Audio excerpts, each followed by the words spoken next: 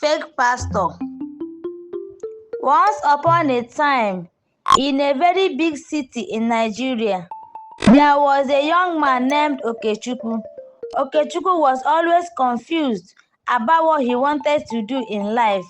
He never liked going to school, and as he grew older, he did many different kinds of work to survive. One of the jobs he did was pushing a wheelbarrow in the market.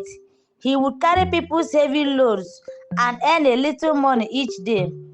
Okechukwu was not happy with his life.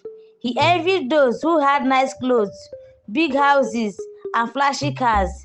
He wanted to be rich and important too, but he don't want to work hard for it. He loved doing things the easy way, even if it meant cheating or lying.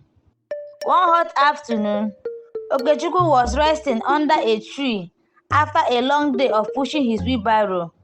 As he sat there, he noticed a big church billboard nearby. The billboard showed a pastor in a fine suit, surrounded by smiling people who looked very happy. The words on the billboard read, "Come and receive your miracle." As Okechukwu stared at the billboard, an idea began to form in his mind. He thought to himself, if I become a pastor, I can be rich and respected. People will listen to me, and I can get them to give me money.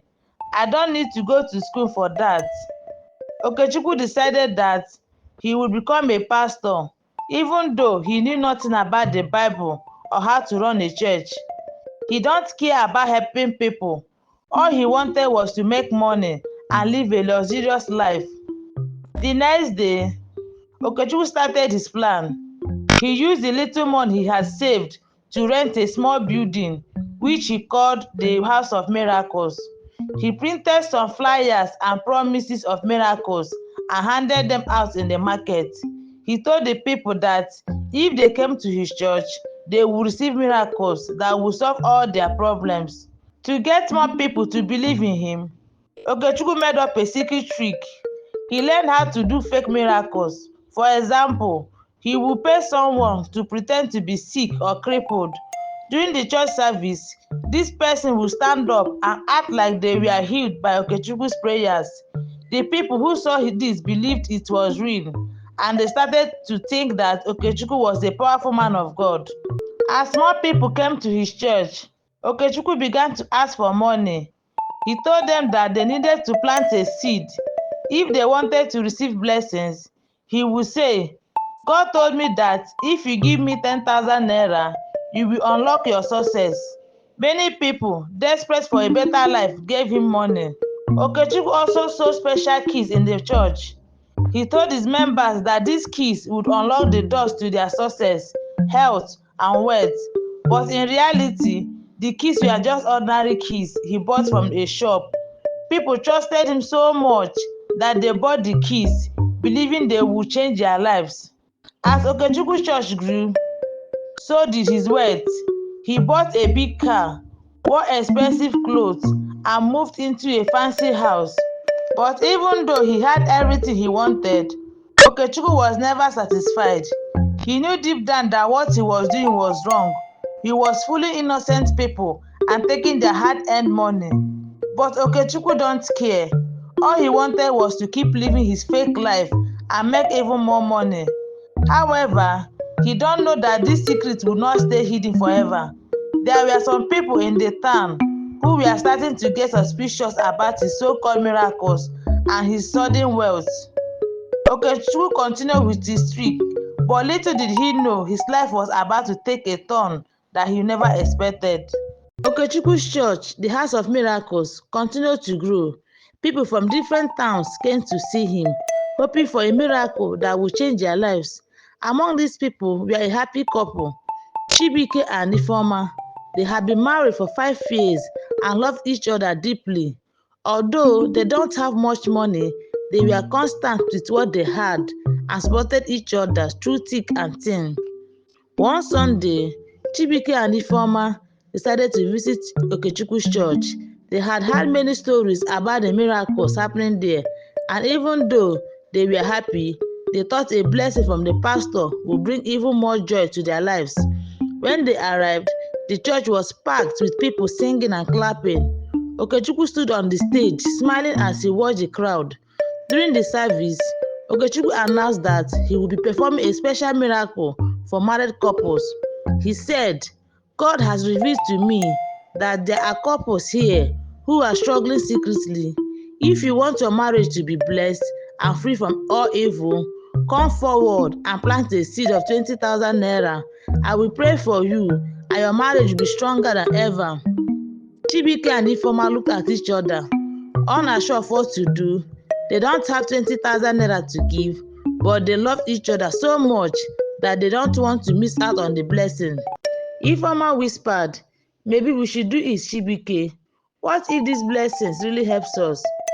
Chibuike nodded, though he wasn't sure. He decided to give Okechukwu all the money they had saved, hoping that it would bring them even more happiness. They walked to the front and handed Okechukwu the money. He smiled, laid his hands on them, and began to pray loudly, shaking and speaking in strange tongues. Everyone in the church cheered and clapped, believing that a great miracle was happening.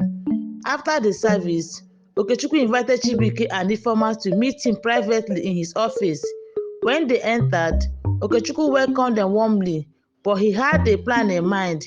He wanted to get more money from them, so he started to sow seed of doubt. "God has shown me something about your marriage," Okechukwu said seriously. "There is an evil spirit trying to destroy your happiness. It's very strong, and it's causing problems that you might not even see yet." Chibuike and Ifeoma were shocked, but they were happy. Ifeoma said, "We love each other." Okechukwu nodded, pretending to be concerned. "Yes, but this spirit is hidden. It's causing misunderstandings and arguments that will only grow worse over time. To save your marriage, you need to act fast." "What should we do?" Chibuike asked, worried. Okechukwu smiled inside, knowing he had them where he wanted.